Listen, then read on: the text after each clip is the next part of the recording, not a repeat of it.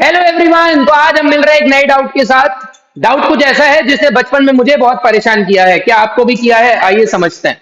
अगर अर्थ अपनी एक्सिस पर 24 आवर्स में एक रोटेशन कंप्लीट कर पाती है, तो फॉर एग्जांपल अगर मैं इस हेलीकॉप्टर को इंडिया के ऊपर स्टिल खड़ा कर देता हूं, तो क्या मैं 2 घंटे में सऊदी अरेबिया, 6 घंटे में अफ्रीका और 12 घंटे में क्या मैं यूनाइटेड स्टेट्स ऑफ अमेरिका पर लैंड कर पाऊंगा? क्या मैं अर्थ को रोटेट करके इस हेलीकॉप्टर को अलग अलग जगह पर लैंड करा सकता हूं क्या, different time of the day पर? अगर ये डाउट आपके मन में भी है, आइए समझते हैं। तो जैसा कि हम जानते हैं कि अर्थ के ऊपर 5 लेयर्स होती हैं एटमॉस्फेयर की, starting from troposphere to exosphere.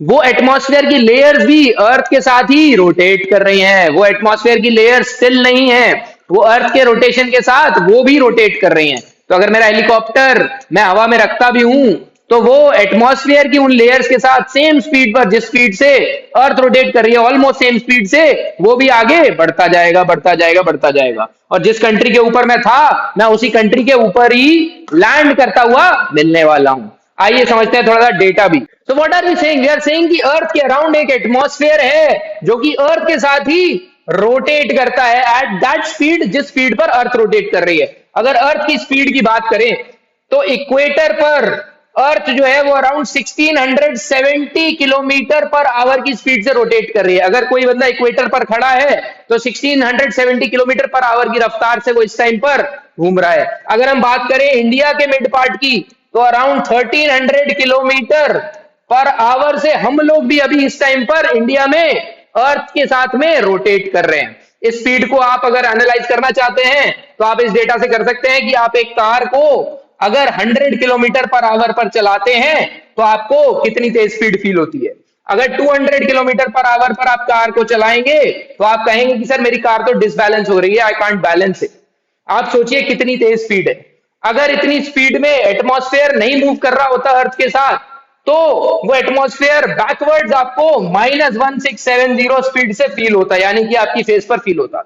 इसका कंपैरिजन आप इससे कर सकते हैं कि स्ट्रॉन्ग विंड्स